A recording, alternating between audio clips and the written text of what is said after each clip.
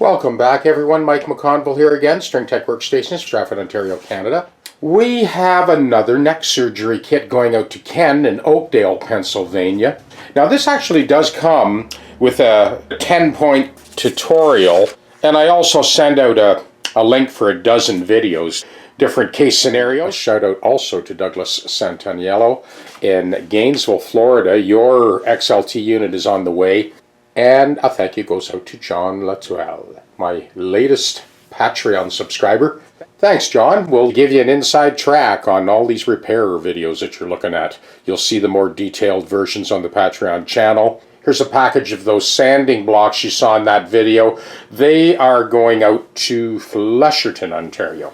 So this is the box that we ship the neck surgery kit in. In this case, Ken is just a hobbyist. He's at home, he's got lots of time, and he wants to work on some of his guitars. Just so you understand, I've had a lot of people order the neck surgery jig only. We've shipped it to Ireland and Israel and around the world, so not everybody has a TechDeck. Of course, the people that do have a TechDeck, it just makes the whole job a lot easier. But many have retrofitted the NSK for their own shop setup. So we'll get that out to Ken today. Then we're back to those two Larrivees. Thanks again, everybody, for all your comments on the YouTube channel.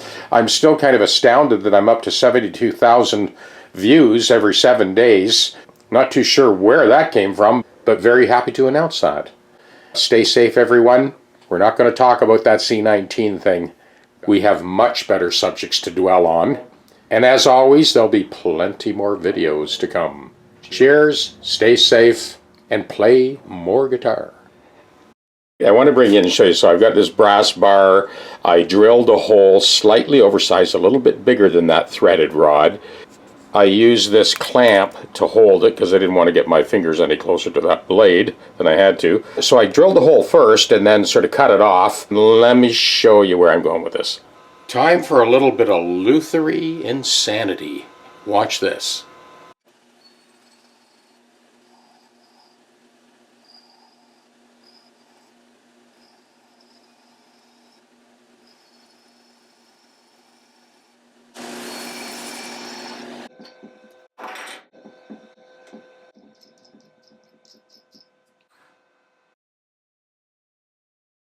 So what we have here, I've made this thick brass bushing, which is going to buy back some real estate on the threads of that truss rod.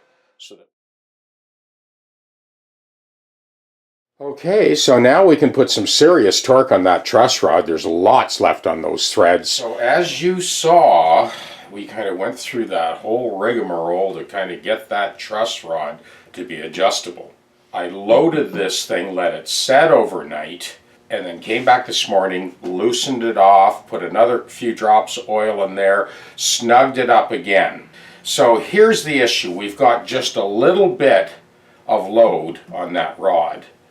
But what we've got here is there's a high spot all the way along here. So this guitar was refretted. So when it was refretted, there was a bit of a missed opportunity here. Because when I have a slight little bit of load on that truss rod, this neck should be as close to laser level end to end as possible. So I'm bringing you in a little closer here because essentially the biggest thing about pulling the frets, this is your opportunity to correct the lay of the neck so that the truss rod gives you complete adjustability from being able to force the neck into a bit of a back bow to having it dead straight or whatever amount of relief you want. And the customer has really gone around the block on this for years. So we're going to get it right. And as always, we'll walk you through it step by step.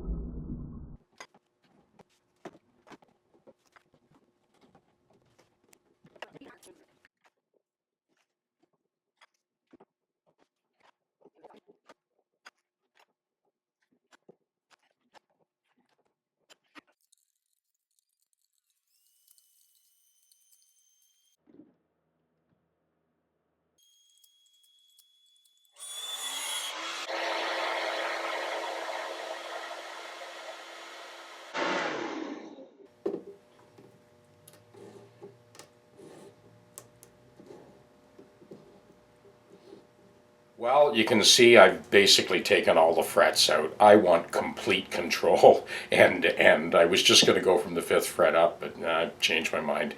And for the sake of you viewers, we want to give you the full enchilada here.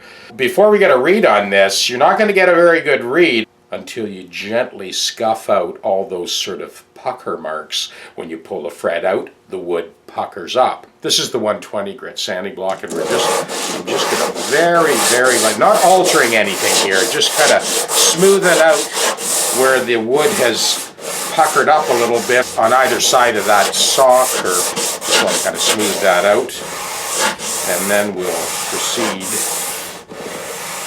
to get a read.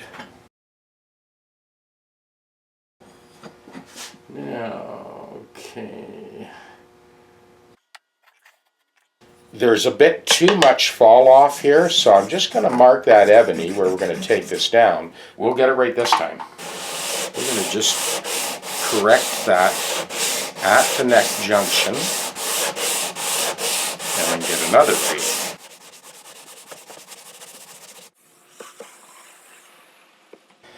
So now I'm going to back that truss rod off and get the neck dead straight before we put the frets on. This is why I have moved over to the GPS unit for this job, because we're really leveling along the most flexible part of the neck. Body is held by the body platform.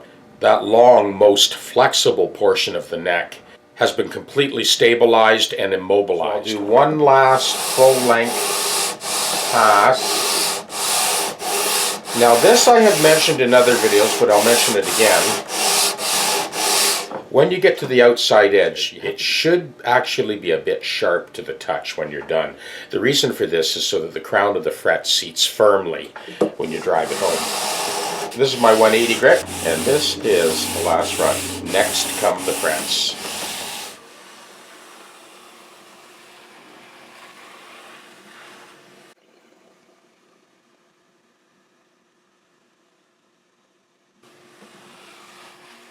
I have demonstrated this in plenty of other videos, but I want to explain what we're doing and why we did it. So, first of all, I put in this case, the 14th fret and the 3rd fret. Those frets serve as pilot frets. Let's put the rest of the frets in.